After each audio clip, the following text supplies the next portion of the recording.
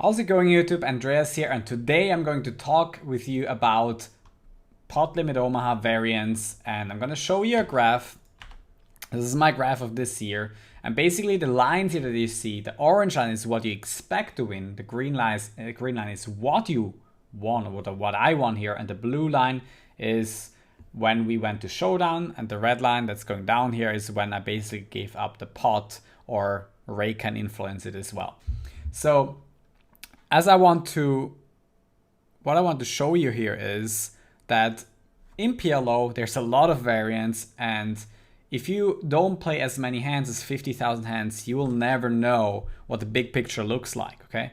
You really have to put in this volume, otherwise you might be somewhere on this stretch here, and you just think you're doing everything wrong. That can happen to you quite easily in pot limit Omaha, and you know, if you want to know how they can look in an individual session, for example, here, I played 1,548 hands and I lost $1,500, you know. The EV, I was expected to lose 500, but if we go into that session, you can see that a lot of the things have been just going wrong. Let's have a look at some hands that are marked here. Now, did I not mark all of them? Okay, let's have a look at all the hands. Is this really everything? Oh, that's the wrong session. Wrong session. So the hands that are marked here is, okay, for example, this hand here. So you see that I'm squeezing ace, king, jack, jack, stand up play with that blind, and then basically the money goes in on the flop and you lose, okay? So a lot of the variance comes from these 3 and 4 bet pots where I basically get some money in. For example, here, I call a 3-bet. I do elect to peel here with 2 backdoor flush draws and open-ended straight draw. And then I turn the open-ended straight flush draw and my opponent checks. So here my thinking is, what if he doesn't have it? You know, what if he doesn't have the aces? Will he shove here or not? Because, you know, a lot of the hands that I probably might be calling with might be including a 9, and then if he doesn't have it, he has to check fold. So I'm basically trying to capitalize, because the pot is already so big, I'm trying to shove here in order to make him fold a rundown that he was 3-betting before the flop. Unfortunately, he didn't have that. He didn't have something like 10 jack, queen, king or something, or queen jack 10 9 would have been okay, because then, you know, we still have outs against that. Not too many if he has the 10 of hearts, and he had just the aces. So these pots, you know, these big variance, big equity shifts that happen in pot limit Omaha might make you, you know, go into those really bad sessions. But when you look at some, this is not a good example. Let's get some, this is also not a good example. A lot of bad sessions happening sometimes. Where's a good session? A lot of good small sessions I had, I think, and the longer sessions didn't go out too well. Let's have a look at some session where everything went super great. God damn it, what's happening here? I mean, here, for example. I mean, I won, I ran under EV, but not too great. Why is it so hard to find those sessions? I mean, I played a lot of mini sessions, and I guess... Okay, for example, here. I mean, I got the money in good, at least, a lot of the times. So, let's have a look at the hands. For example, this one here. So I do have a 50 big blind stack, a 3-bet before the flop. The guy calls with king 10 6 5 and a flop top set. Great situation, you know, you make a lot of money, get it in with 90% of equity, and he had even flop 2 pair here. So I guess, you know, once he calls a 3-bet and wants to play this, he had a suited king, can't blame him for that, then having this situation is gonna make you, you know, gain a lot of EV.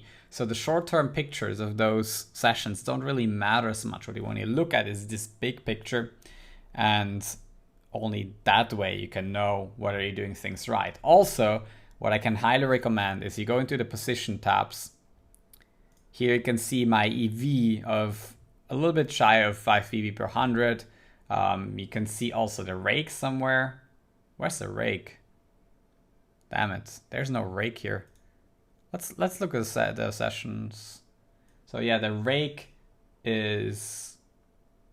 Alright, here I still have the wrong filter. I have effective stack sizes below 40 big blinds. That's what I wanted to show you afterwards. But I've raked $5,000. When you get rake back on a side, you know, you can basically make a lot of that money back. And it's going to be a huge part of your win rate in pot limit Omaha. Okay, let's go back to position. What you can do here is you can apply more filters. Because some of the interesting filters you can do when you do short stack like me sometimes, you can go to other advanced filters. You can scroll all the way down. And you can do, okay, what if effective stack size is greater than 80 big blinds? Am I winning when I play 100 big blinds and above more, or am I winning less? You can see my win rate is about the same here. When I played 100 big blinds effective or greater than 80, it's at 4.59. So it doesn't affect things as much. And most of the hands I've played in this effective stack size region. What I found somewhat interesting is, and I don't know if that's sustainable, but if effective stack size is less than 25, I think I had, at least on these pots, it looked bad. Okay, this is a very few spots. There's only 750 hands. What is wrong here? But when yeah, so this is probably a too small sample, because when I had less than 45, let's try that again. I think the number was pretty good. Yeah, now it's at 9 BB per EV BB per 100, but it's only 4,000 hands. And when you basically apply that to all reports, and you have a look at the graph, when you filter those, you know, situations, you can see, you know, this is not enough hands. It's 4,000 hands, but EV went up really a lot. So, you know, there's apparently like between 20 and 40 big blinds, people make a lot of mistakes stacking off too light. And I don't make as much mistakes maybe when I have 50, 60 big blinds. So you want to filter a large database with hundreds of thousands of hands and look at those pictures sometimes. And then you can find out more about, you know, how you're doing. So I hope this video is helping you guys to understand that the swings are really huge in pot limit Omaha, and you have to learn how to deal with it. You sometimes maybe hear me swearing on stream, but in the end, you want to play your best. You want to come back, stand up again when you get knocked down by those bad sessions and those huge downswings, because you're going to have an upswing soon if you're doing things right. So I hope you enjoyed this video. As I said, don't forget to comment in the section below if you want to know anything about pot limit Omaha. Just quickly before ending this video, I also want to remind you guys I do have a Discord channel. If you want to post some hand histories, let me know here in the chat or on YouTube on some of my other videos. I also update my graphs and my daily grinds here in the Discord channel. And if you want to become part of my community, !Discord in my Twitch stream, or you can find it in the description below. Okay, thanks for watching and see you next time.